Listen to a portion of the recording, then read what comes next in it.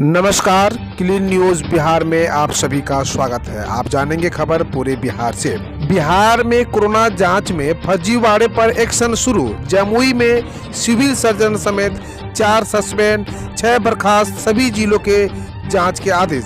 बिहार में कोरोना जांच के दौरान गड़बड़ी का मामला सामने आने के बाद स्वास्थ्य विभाग ने त्वरित कार्रवाई करते हुए जमुई के सिविल सर्जन डॉक्टर विजेंद्र विद्यार्थी सहित 4 पदाधिकारियों को निलंबित कर दिया है। वहीं आधा दर्जन से अधिक अन्य कर्मियों को बर्खास्त कर दिया गया है। स्वास्थ्य विभाग ने जमुई में जांच में अनियमितता की शिकायत मिलने के बाद सभी जिलों के जिलाधिकारियों को कोरोना जांच संबंधित कार्रवाई की जांच कराने का निर्देश दिया है। बिहार के आयुर्वेदिक, होम्योपैथी व तिब्बी कॉलेजों में पीजी दाखिले के लिए 15 फरवरी से रजिस्ट्रेशन शुरू।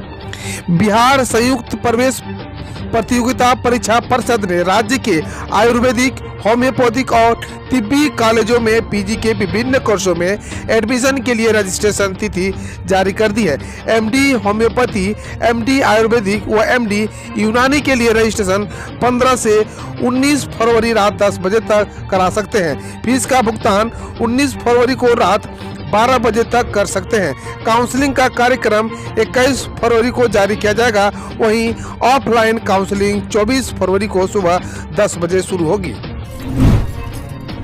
बिहार जा रही 310 पेटी हरियाणा की अवैध शराब समेत 2 को हुई गिरफ्तार। लखनऊ एसटीएफ ने अकबरपुर पुलिस के साथ मिलकर 310 पेटी का शराब लेकर जा रहे डीसीएम को 12 टोल प्लाजा के पास पकड़ लिया है। डीसीएम चालक व खलासी पर अवैध शराब तस्करी की रिपोर्ट दर्ज की गई है।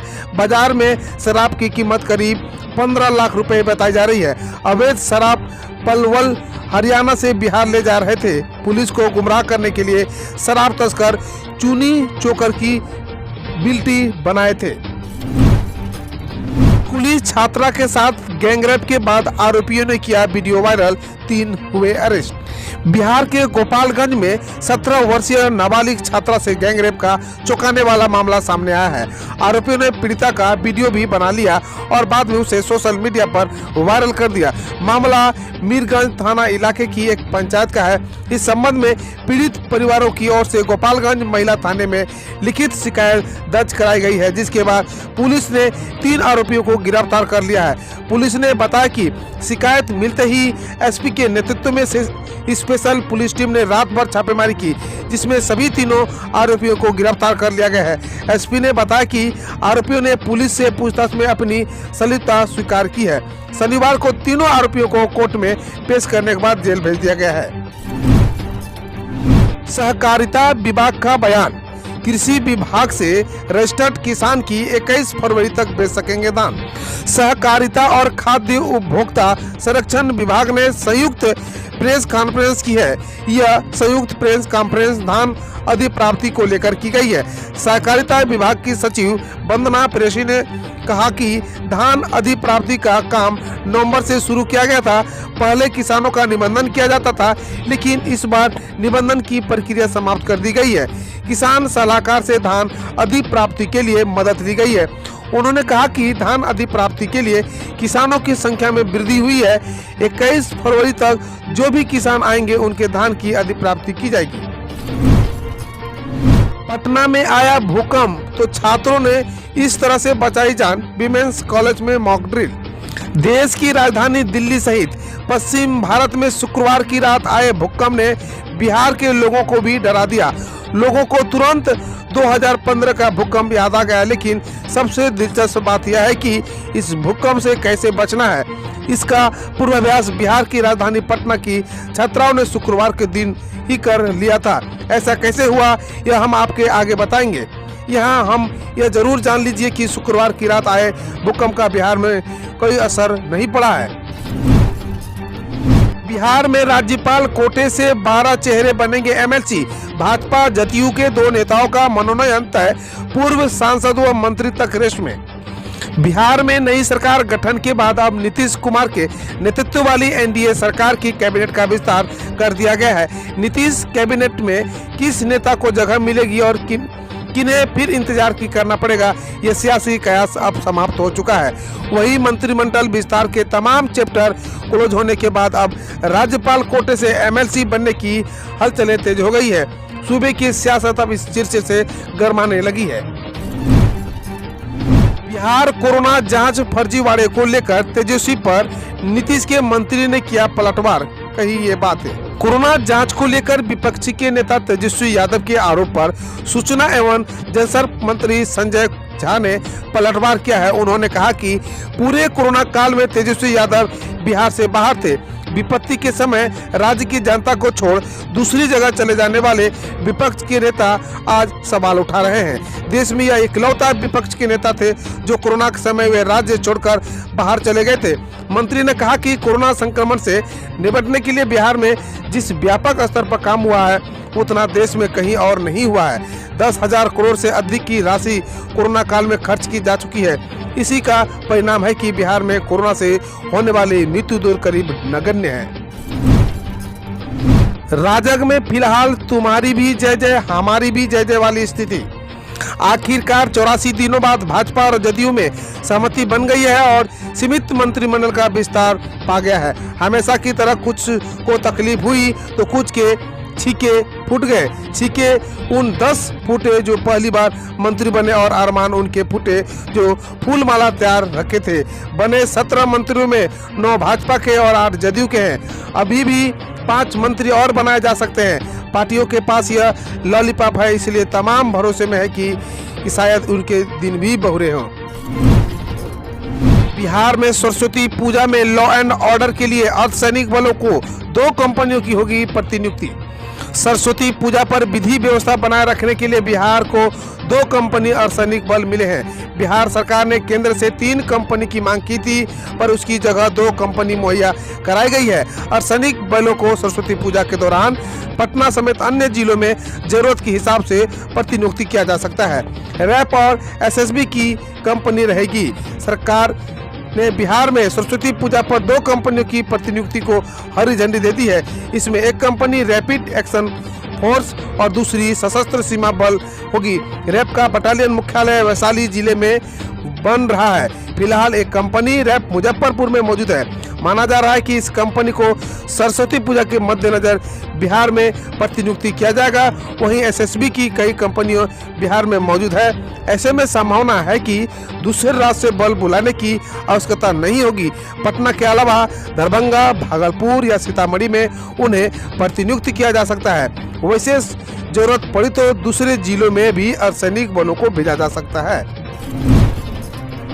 अब जाने खबर देश विदेश से। तमिलनाडु में पटाखा फैक्ट्री में लगी आग से मरने वालों की संख्या बढ़कर 19 हुई। विरुधनगर में शुक्रवार को पटाखा फैक्ट्री में लगी आग में मरने वालों की संख्या बढ़कर 19 हो गई है। मुख्यमंत्री ई.के. पलनीस्वामी ने मृतकों के परिजनों को 3-3 लाख और गंभीर रूप से घायल को 1-1 लाख रुपया देने की घोषणा की है। प्रधानमंत्री राहत कोष से मृतकों के परिजनों को 2-2 लाख और घायलों को 50-50 हजार दिए जाएंगे। मुंबई वापसी के लिए राज्यपाल कोश्यारी को उत्तराखंड सरकार अपना विमान देगी, सीएम रावत का कहना है। राज्यपाल भगत सिंह कोश्यारी को महाराष्ट्र सरकार के विमान के इस्तेमाल की अनुमति न मिलने पर उत्तराखंड के मुख्यमंत्री त्रिवेंद्र सिंह रावत ने कहा, मैं समझता हूं कि यह अपनी ताकत का गलत इस्तेमाल है। यह पूछे जाने पर कि क्या राज्यपाल को मुंबई वापसी के लिए उत्तराखंड सरकार अपना विमान देगी, मुख्यमंत्री ने कहा, वो मानेंगे तो हम उन्हें देंगे। पिछले 22 दिनों में रेल दुर्घटनाओं में एक भी यात्री की मौत नहीं हुई है, पीयूष गोयल का कहना है। केंद्रीय रेल मंत्री पीयूष गोयल ने शुक्रवार को कहा कि पिछले करीब 22 महीने में रेल दुर्घटनाओं में एक भी यात्री की मौत नहीं हुई है। गोयल ने कहा, रेल हादसे में आखिरी बार किसी की जान 22 मार्च 2019 को हुई थी। उन्होंने आगे कहा कि बीते 6 साल में हमने रेल की सुरक्षा पर ज़्यादा से ज़्यादा ध्यान दिया है। जम्मू कश्मीर को उचित समय पर राज्य का दर्जा दिया जाएगा, लोकसभा में अमित शाह बोले। गृह मंत्री अमित शाह ने शनिवार को लोकसभा में स्पष्ट किया कि जम्मू कश्मीर पुनर्गठन बिल 2021 का जम्मू कश्मीर को राज्य का दर्जा दिए जाने से कोई संबंध नहीं है। उन्होंने कहा, उपयुक्त समय पर जम्मू कश्मीर को राज्य का दर्जा दिया जाएगा। अमित शाह ने आगे कहा कि मौजूद सरकार के रहते जम्मू कश्मीर को अशांति के दिन नहीं लौटेंगे। दिल्ली देहरादून एक्सप्रेसवे बनने से यात्रा का समय 6.5 घंटा से घटकर 2.5 घंटे रह जाएंगे। गडकरी का कहना है। केंद्रीय मंत्री नितिन गडकरी ने शुक्रवार को कहा कि परिवहन मंत्रालय ने दिल्ली देहरादून एक्सप्रेसवे के लिए 13,000 करोड़ की मंजूरी दे दी है। मंत्रालय के मुताबिक एक्सप्रेसवे का नाम पूरा होने पर दोनों शहरों के बीच की दूरी 235 किलोमीटर से कम होकर 210 किलोमीटर हो जाएगी और यात्रा में लगने वाला समय 6.5 घंटा से घटकर 2.5 घंटा रह जाएगा। सुप्रीम कोर्ट का कहना है, प्रदर्शन कहीं भी और कभी भी करने का अधिकार नहीं हो सकता। सुप्रीम कोर्ट के शाहीन बाग मामले पर अक्टूबर 2020 के फैसले को लेकर दायर पुनर्विचार याचिका खारिज करते हुए कहा कि धरना प्रदर्शन कभी भी और कहीं भी करने का अधिकार नहीं हो सकता। कोर्ट ने इसे अवैध बताते हुए कहा था कि सार्वजनिक स्थल पर अनिश्चित काल तक कब्जा नहीं हो सकता है। पुनर्विचार याचिका 12 सामाजिक कार्यकर्ताओं ने डाली थी। यूपी के विश्वविद्यालय व कॉलेज 15 फरवरी से सामान्य रूप से संचालित होंगे। उत्तर प्रदेश उच्च शिक्षा विभाग के विशेष सचिव अब्दुल सहमद द्वारा विश्वविद्यालय कुलपति को भेजे गए पत्र के अनुसार राज्य में 15 फरवरी से सभी विद्यालय, डिग्री कॉलेज व अन्य उच्च शिक्षण संस्थान सामान्य रूप से संचालित होंगे। गौरतलब है कि राज्य में इन संस्थाओं को 23 नवंबर 2020 को कुछ पाबंदियों के साथ दोबारा खोला गया था। जम्मू कश्मीर पर 17 माह का हिसाब मांग रहे हो, 70 साल का हिसाब लाए हो, विपक्षी से शाह बोले। गृह मंत्री अमित शाह ने लोकसभा में जम्मू कश्मीर को लेकर विपक्ष से कहा, अनुच्छेद 370 हटे हुए 17 महीने हुए हैं, हमसे हिसाब मांग रहे हो, 70 साल आपने क्या किया, इसका हिसाब लाए हो क्या। उन्होंने कहा, अनुच्छेद 370 हटने के बाद प्रशासन स्थिति को संभाल रहा था, लेकिन कोविड-19 आने पर लगभग 1 साल सब बंद रहा। प्रदर्शनों में प्रतिबंध लगाने वाले आदेश वापस लिया गया। हाईकोर्ट में दिल्ली पुलिस का कहना है। दिल्ली पुलिस ने शुक्रवार को दिल्ली हाईकोर्ट में कहा कि राष्ट्रीय राजधानी में विभिन्न जगहों पर प्रदर्शन को प्रतिबंधित करने वाले आदेश वापस ले लिया गया है। पुलिस ने अदालत को बताया कि दिल्ली आपदा प्रबंधन प्राधिकरण द्वारा कोविड-19 संक्रमण को रोकने के लिए जारी किए गए अधिसूचनाएं अब लागू नहीं है, लेकिन कुछ जगहों पर धारा 144 लागू हो सकती है। असम में 5 रुपये प्रति लीटर सस्ता हुआ पेट्रोल डीजल, शराब पर लगा 25% अतिरिक्त टैक्स भी हुआ वापस। असम के वित्त मंत्री हिमंत बिस्वा शर्मा ने शुक्रवार को घोषणा करते हुए कहा कि राज्य में शनिवार से पेट्रोल और डीजल 5 रुपये प्रति लीटर सस्ते हो जाएंगे। उन्होंने बताया कि राज्य सरकार ने पिछले साल शराब उत्पादकों पर लगाया गया 25% अतिरिक्त टैक्स भी वापस ले लिया गया है। कोविड-19 महामारी के कारण शराब उत्पादकों पर अतिरिक्त टैक्स लगाया गया था। 2 बालिग लोग शादी का फैसला करें तो परिवार और समुदाय की सहमति जरूरी नहीं, एससी का कहना है। सुप्रीम कोर्ट ने कहा कि जब तक 2 बालिग लोग शादी करने का फैसला ले, तब उन्हें परिवार, समुदाय या वंश की सहमति लेना जरूरी नहीं है। यह युगल की सहमति को प्राधान्यता दी जानी चाहिए। कोर्ट ने यह भी कहा कि शिक्षित युवाओं द्वारा खुद जीवन साथी चुनने से जाति और सामुदायिक तनाव घटने का रास्ता बनने की संभावना है। हम रोज ऐसे ही न्यूज लाते रहेंगे, तो यदि आपने अभी तक क्लीन न्यूज को सब्सक्राइब नहीं किया है तो पहले फटाफट सब्सक्राइब कर लें, साथ ही बेल आइकन को दबा दें ताकि कोई अपडेट मिस ना हो।